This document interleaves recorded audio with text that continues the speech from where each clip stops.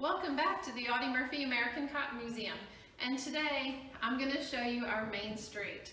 Now these are 5 shops representing the 1920s. They're kind of like storefronts, and you pretend that you're walking down the street, and it gives an excellent idea of not only the types of items they were using back then, but also the pricing of everything. In this first shop, and normally when you visit the museum, no, you can't actually go inside the store, but we're making a special exception for today. This first store is our millinery shop that has hats, gloves, handkerchiefs, purses, little coin purses, and just fascinating. It gives you a really good idea of what kinds of things people were wearing.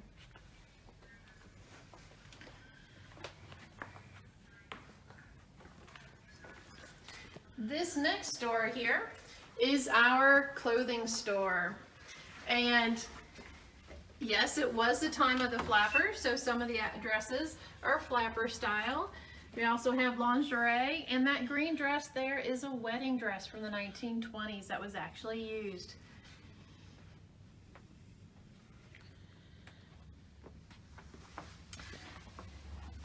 This next one is probably one of my favorites.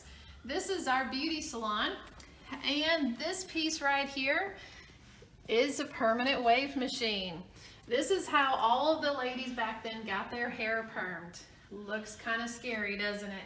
Well, they would hook you up, put in all the curlers and plug it in and turn it on, and that would heat up to 200 degrees to curl your hair. So you can imagine just how hot your head would get trying to do that. And so they would hold that fan right there up to your head just to try to cool you down while they were doing it. So really, it was the early 20s, that hairstyle and the bobs and the perms, there was all the rage at the time.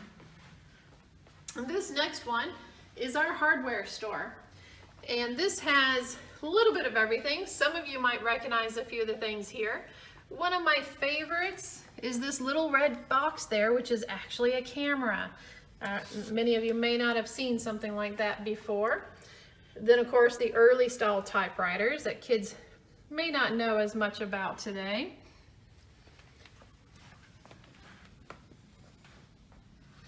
And then our last store is our soda shop / drugstore and it has everything from medical supplies to the advertisements on the wall. That think about some of the companies that you didn't realize actually were around back in the 20s, and some of the ones that disappeared. One of my favorites is the chicken dinner candy.